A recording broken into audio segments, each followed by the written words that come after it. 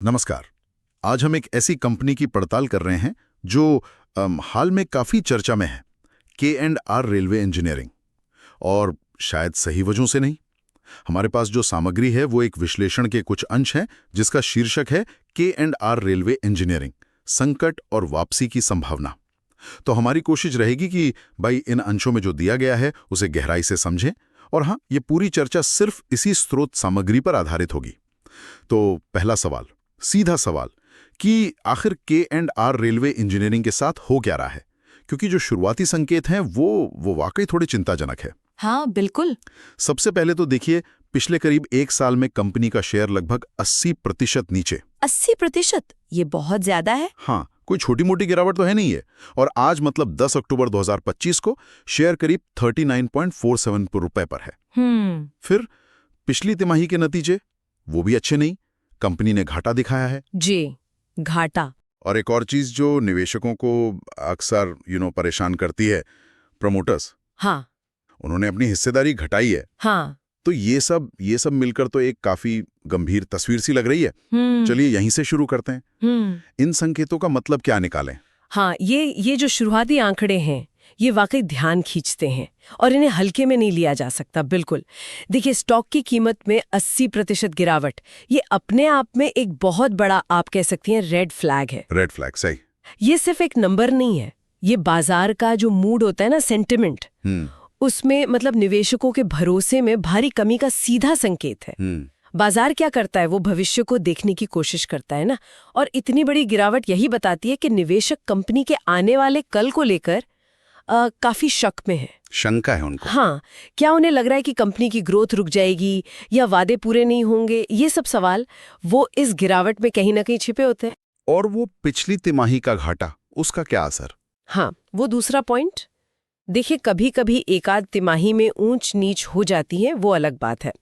लेकिन जब स्टॉक पहले ही इतना पिट चुका हो, तब घाटे की खबर वो जैसे आग में घी डालने जैसा काम करती है। बात तो है। ये कंपनी के ऑपरेशनल कामकाज पर सवाल उठाता है। मुनाफा क्यों नहीं आ रहा? क्या प्रोजेक्ट्स ठीक से काम नहीं कर रहे हैं या लागतें बढ़ गई हैं? स्रोत में शायद इन सब वजहों का ज्यादा डिटेल ना हो, पर घाटा अपने आप में एक चिंता की बात तो है ही। दिखाता है कि कंपनी की सेहत ठीक नहीं। और वो तीसरा पॉइंट, प्रमोटर्स वाला। जी, और तीसरा बिंदु, प्रमोटरों का अपनी हिस्सेदारी कम करना। ये अक्सर एक बहुत सेंसिटिव मामला होता है। प्रमोटर कौन है? कंपनी के सबसे करीबी लोग। उन्हें कंपनी के अंदरूनी हालत, भविष्य की संभावनाओं की सबसे अच्छी जानकारी होती है, ऐसा माना जाता है। हाँ, अंदर की खबर। बिल्कुल।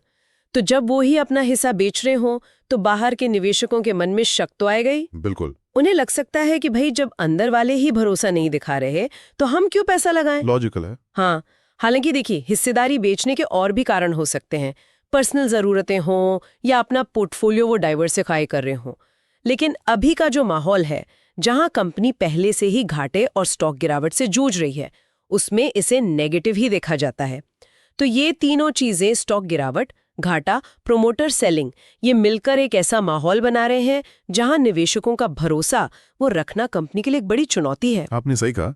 ये तीनों चीजें तो मतलब एक मुश्किल तस्वीर बना रही हैं। लेकिन मामला सिर्फ कंपनी के अंदर का ही नहीं लगता। स्रोत सामग्री में एक बाहरी फैक्टर का भी जिक्र है जो शायद इस पूरी स्थिति पर असर डाल रहा हो। केरल की वो महत्वाकांक्षी परियोजना केरेल सिल्वर लाइन। हाँ, केरल। बताया गया है कि ये जो semi high speed rail project है, ये फिलहाल रुका हुआ है, या कहें कि एक तरह से अटका हुआ है। जी, अटका हुआ है। और स्रोत के हिसाब से इसके रुकने की वजह है जरूरी मंजूरियों का ना मिलना और कुछ राजनीतिक पेंच भी हैं। राजनीतिक पेंच। अब सवाल ये है, क्या इस बड़े प्रोजेक्ट के रुकने का K&R की माली हालत से कोई सीधा कनेक्शन है? स्रोत ने सीधे तौर पर तो कहा नहीं है ऐसा, लेकिन सोचने वाली बात है। रेलवे इंजीनियरिंग कंपनी के लिए इतनी बड़ी परियोजना का अटकना, इसके क्या मायने हो सकते हैं? क्या ये बस एक इत्तेफाक है या इसका भी असर कंपनी की हालत पर है? ये एक बहुत जरूरी सवाल है। और जैसा आपने कहा, स्रोत सीधे तौर पर केरेल के रुकने और K&R के संकट को जोड़ता नहीं है, कारण नहीं बताता एक दूसरे का। लेकिन रेलवे इंफ्रास्ट्रक्चर सेक्टर में काम करने वाली किसी भी कंपनी के लिए सिल्वर लाइन जैसे बड़े प्रोजेक्ट्स बहुत मायने रखते हैं। हाँ बिल्कुल। ये सिर्फ एक प्रोजेक्ट नहीं होता, ये आने वाले कई सालों के लिए रेवेन्यू है, ग्रोथ है, बाजार में आपकी साख है। और सिल्वर लाइन जैसी परियोजनाएं तो तकनीक और पैसा दोनों हिसाब से बहुत बड़ी होती हैं। तो जब ऐसी कोई परियोजना, खासकर जिस पे काफी उम्मीदें टिकी हों, वो अनिश्चित काल के लिए रुक जाती है, तो इसका असर कई लेवल पर होता है। पहला सीधा असर तो यही है कि अगर K&R इस प्रोजेक्ट से किसी भी तरह के कॉन्ट्रैक्ट की उम्मीद कर रही थी, चाहे वो सर्वे हो, डिजाइन हो या फिर कंस्ट्रक्शन का कोई हिस्सा, तो वो उम्मीद फिलहाल टूट गई। हाँ, रेवेन्यू का नुकसान। बिल्कुल, भविष्य की जो अनुमानित कमाई थी उस पर असर पड़ता है। दूसरा, इसका एक ब्रॉडर असर भी होता है। जब इतनी बड़ी परियोजनाएं अटकती हैं, तो ये पूरे सेक्टर के सेंटिमेंट को, माहौल को प्रभावित करता है। अच्छा। निवेशकों को लग सकता है कि अरे देश में बड़े इंफ्रा प्रोजेक्ट्स लागू करना कितना मुश्किल है, तो इसका असर सेक्टर की दूसरी कंपनियों पर भी पड़ सकता है, सिर्फ K&R पर नहीं। ये भी एक एंगल है। तो भले ही केरल का रुकना K&R के पिछले तिमाही के घाटे का सीधा कारण ना हो, पर ये बाजार की सोच को, धारणा को जरूर प्रभावित कर सकता है। निवेशक शायद सोच रहे हों कि भाई अगर इतने जरूरी प्रोजेक्ट अटक सकते हैं, तो कंपनी की फ्यूचर ऑर्डर बुक का क्या भरोसा। सही बात। इसलिए ये निश्चित रूप से उस बड़ी पहेली का एक अहम टुकड़ा है, जो K&R के मूल्यांकन और भविष्य की संभावनाओं पर असर डाल रहा है। ये उन बाहरी रिस्क्स में से है जिन पर कंपनी का सीधा कंट्रोल नहीं होता, पर जो उसकी किस्मत तय करने में रोल निभा सकते हैं। मतलब ये हुआ कि कंपनी सिर्फ अंदर की चुनौतियों से ही नहीं जूझ रही, बल्कि बाहर का माहौल भी, वो भी अनिश्चित है। ये तो वाकई एक, जैसे कहते हैं, ऊबड़ खाबड़ रास्ते वाली बात हो गई। हाँ, वो बड़खाबड़ तो है। लेकिन जैसा कि स्रोत का शीर्षक भी है, संकट और वापसी की संभावना, क्या इस थोड़ी निराशाजनक तस्वीर में उम्मीद की कोई किरण भी है? क्या स्रोत कुछ पॉजिटिव बातें भी बताता है? हाँ, बिल्कुल। और यही इस विश्लेषण को दिलचस्प बनाता है। ये सिर्फ प्रॉब्लम गिना के नहीं छोड़ता, बल्कि कुछ ऐसे पॉइंट्स भी सामने रखता है जो बताते हैं कि शायद अभी सारी उम्मीदें खत्म नहीं हुई हैं। अच्छा, जैसे कि अगर हम पूरी तस्वीर देखें तो स्रोत एक बहुत बहुत महत्वपूर्ण पॉजिटिव बात बताता है। वो है कंपनी का कर्ज, डेट, वो नियंत्रण में है। कर्ज नियंत्रण में है, ये तो बड़ी बात है। हाँ, बहुत बड़ी बात है, क्योंकि अक्सर जब कंपनियां वित्तीय संकट में फंसती हैं, तो बढ़ता हुआ कर्ज ही वो ताबूत में आखिरी कील जैसा साबित होता है। भारी कर्ज मतलब ब्याज का बोझ, लेनदारों का दबाव, नया पैसा जुटाने में मुश्किल। स्रोत कहता है कि K&R के मामले में ऐसी स्थिति नहीं है। कर्ज का नियंत्रण में होना ये बताता है कि कंपनी के पास थोड़ी सांस लेने की जगह है, ब्रीदिंग स्पेस है। ठीक है। इसका मतलब है कि मैनेजमेंट पर शायद कर्ज चुकाने का फौरी तौर पर बहुत ज्यादा दबाव ना हो, और वो कंपनी को वापस पटरी पर लाने की स्ट्रैटेजी पर फोकस कर सकते हैं। ये एक तरह से वित्तीय अनुशासन का भी संकेत हो सकता है, जो मुश्किल समय में एक बड़ी ताकत होती है। हाँ, ये तो है। और ये निवेशकों को भी थोड़ी राहत दे सकता है कि सिचुएशन पूरी तरह हाथ से निकली हुई नहीं है। स्रोत शायद कर्ज के लेवल की तुलना इंडस्ट्री की बाकी कंपनियों से भी करता हो, जिससे पता चले कि K&R इस मामले में कहाँ खड़ी है। कर्ज नियंत्रण में होना, ये वाकई एक बड़ी राहत की बात हो सकती है। लेकिन सिर्फ कर्ज कम होने से तो गाड़ी आगे नहीं बढ़ेगी ना। उसे चलाने के लिए फ्यूल चाहिए ना, नए प्रोजेक्ट्स, नया रेवेन्यू। क्या इस मोर्चे पर भी स्रोत कुछ उम्मीद जगाता है? हाँ, और यहीं पर वो वापसी की संभावना वाला हिस्सा आता है।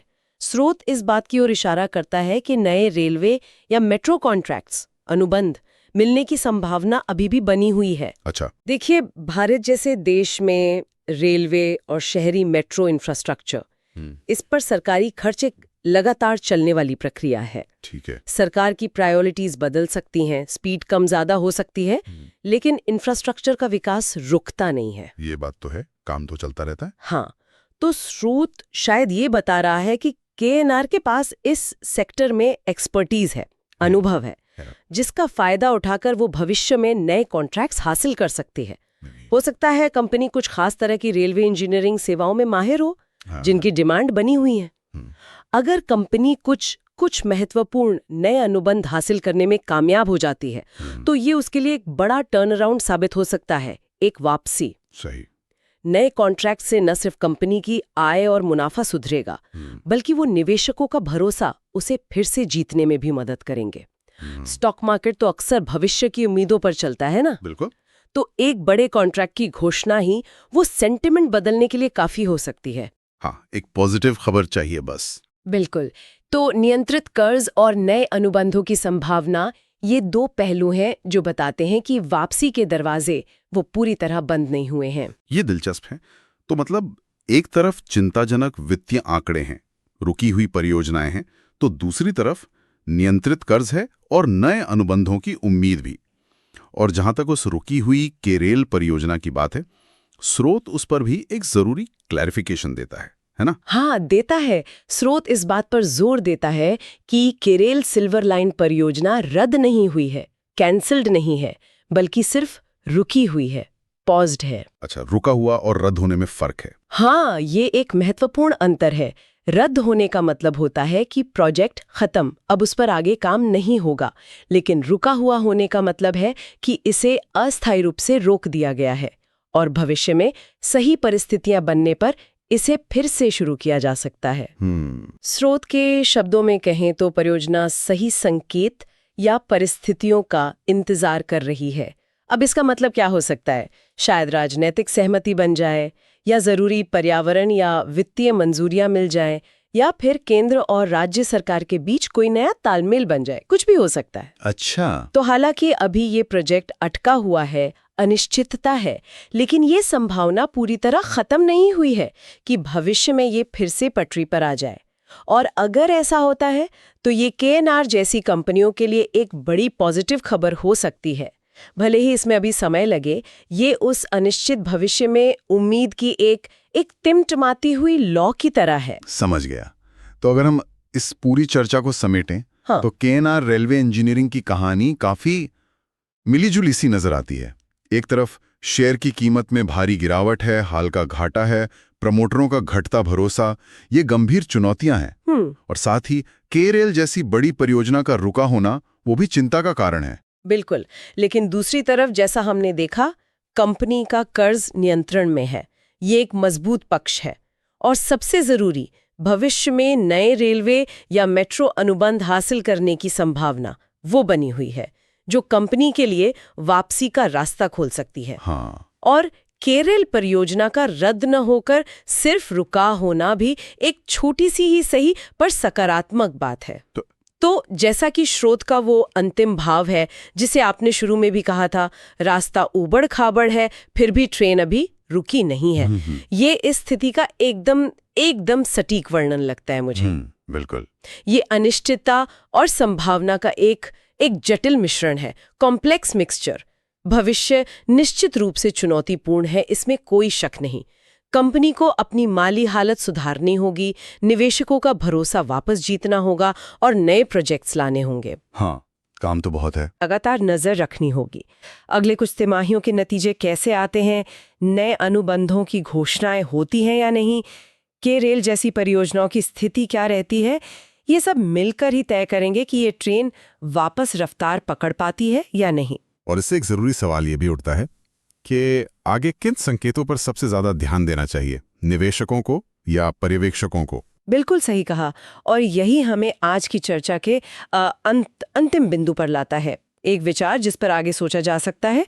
हमने देखा कि कर्ज नियंत्रण में है, नए अनुबंधों की उम्मीद है, लेकिन मौजूदा वित्तीय प्रदर्शन कमजोर है और बड़ी परियोजनाएं अटकी हैं। तो सवाल ये है कि इस अनिश्चितता के बीच केएनआर रेलवे इंजीनियरिंग के लिए वो निर्णायक मोड़, वो ट्रिगर पॉइंट क्या हो सकता है?